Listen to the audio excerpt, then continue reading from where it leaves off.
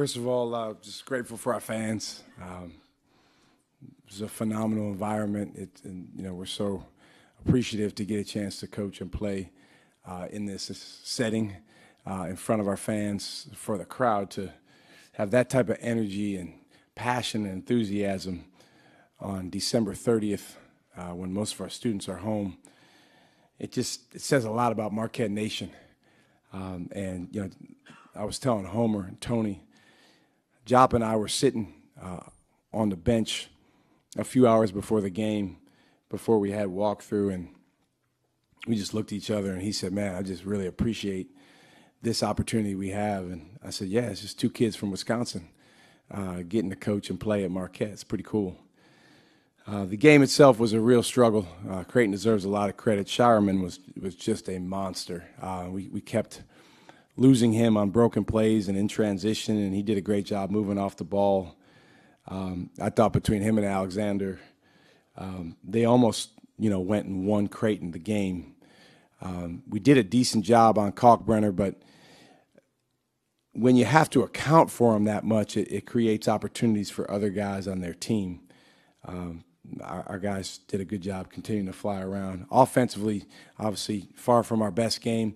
I actually like a lot of the shots we got. We got a lot of shots in the deep paint.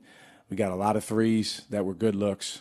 We didn't take a lot of, twos that we don't really like to take.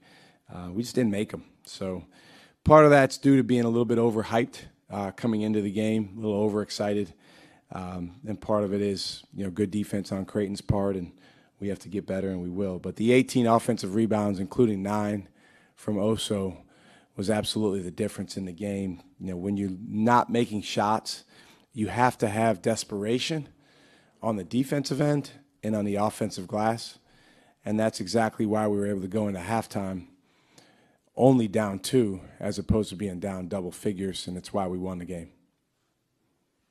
Sean had been struggling from deep this season. Teams were starting to lay off him pretty far back. How do you help him as a coach to get through that to where he can have a game like tonight? That's a fine line. I think for him and Stevie, you're talking about two guys that work on their games as much as anybody.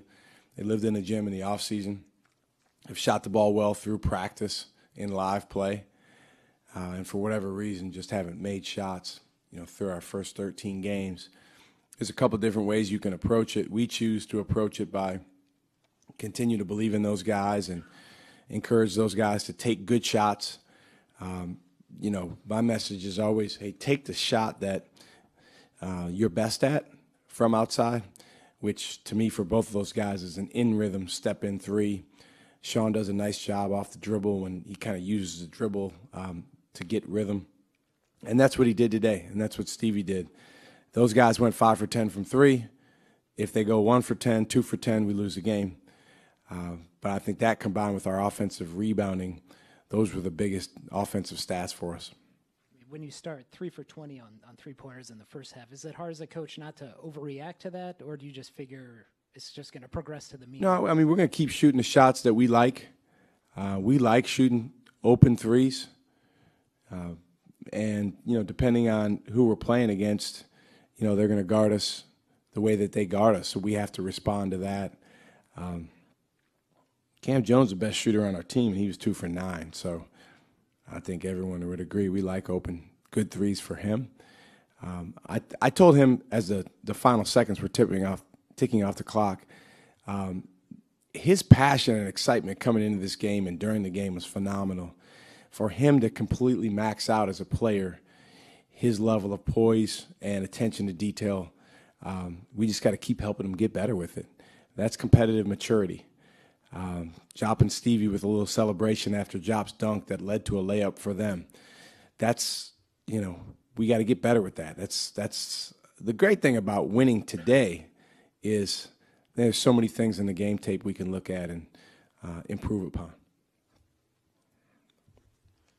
Just what does it say for y'all's defensive mindset that even when y'all were shooting as poorly as you were in the first half, they didn't seem to let it bother them on the other end of the floor for some 12 first-half turnovers? There's two ways that you can look at offensive struggles as a team.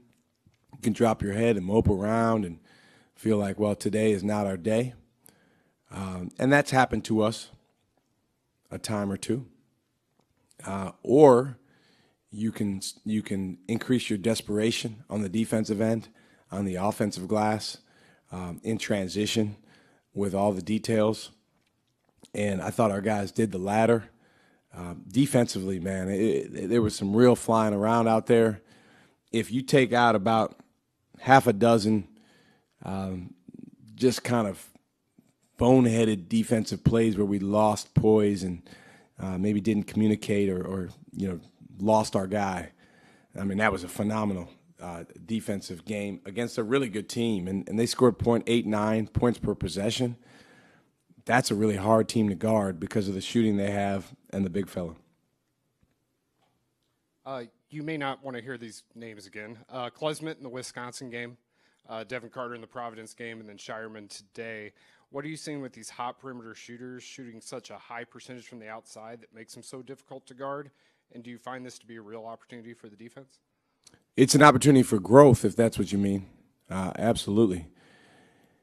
Well, let's see. Klesmit, Carter, Shireman. You're talking about some three. I mean, those were not fluke shots that any of those guys made. I think what those three games had in common, those three players, is we just didn't do a good enough job making a miss early in the game. And then once you allow a really good dead-eye shooter to see the ball go in a couple times, now he can almost shoot it with his eyes closed. And that's what those guys, particularly Klesmit and Shireman, did in those games. So good players. You take your hat off to them. But, for us, we're trying to do more than one thing on defense. So it's not as simple as, hey, take away the three. Or, hey, take away Kalkbrenner around the basket. Or, hey, rebound. We're trying to do them all. And so that's where it gets tricky. Guys do a good job of taking away shots in the paint for the most part. We had some breakdowns today. But then when you do that and you're helping each other, sometimes you're going to lose guys on the perimeter, and they did a good job of making us pay today. Back here, Shaka, I know you were a little upset with David with his celebration there, but he did score, I think, 8 straight points for you guys down the stretch there. How important was that, and then including that, obviously, his first career? I wasn't upset with him. I was upset with the lack of focus on what we need to do next. But, it's a fine line. One thing that you'll never say about our program is that we have any ounce of apathy. There's a level of passion and energy and excitement that every member of our basketball program is required to have, starting with me. And so you see that out on the floor.